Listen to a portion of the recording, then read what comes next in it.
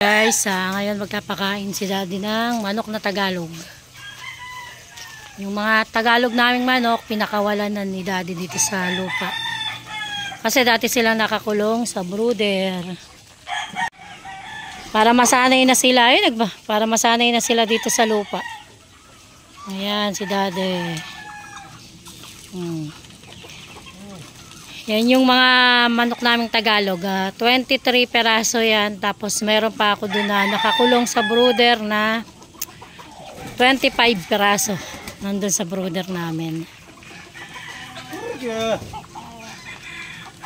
Ayun o. Mga ano lang namin yan. Mga papisa, mga palahi. Niipo namin yung itlog tapos pinapipisa namin sa incubator.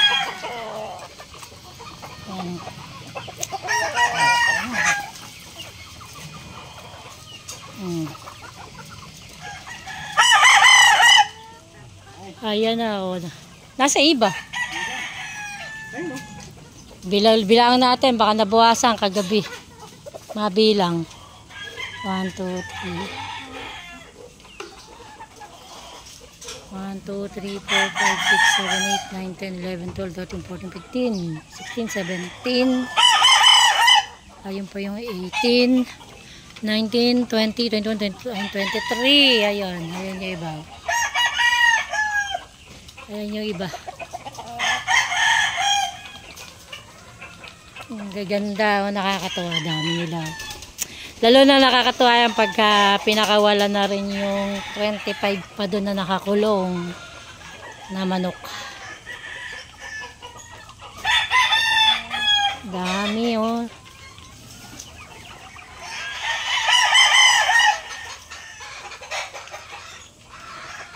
Ayan. Tapos ito yung iba. Nakakulong dito sa brooder. Ito pa yung ibang pakakawala namin sa susunod na araw. Ayan, mga Tagalog din yan. Ayan. Ay, hindi kita. Ayan.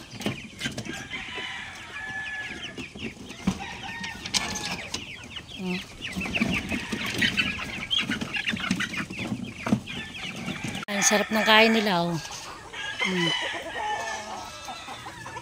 Ito, tandang siguro. Ito, lalaki to. Ayan, maganda yung ganyan. Nakakawala sila.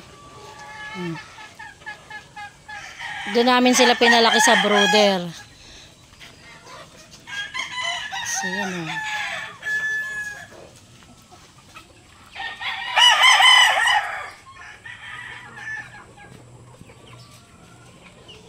Ayun pa yung iba.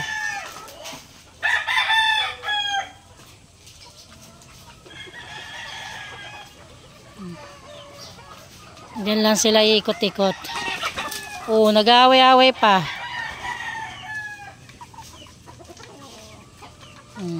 Ang sarap yung ganyan, yung maraming alagang manok. Pang gusto mong magkatay ng pang-ulam. Ayan na. Hindi na bibili.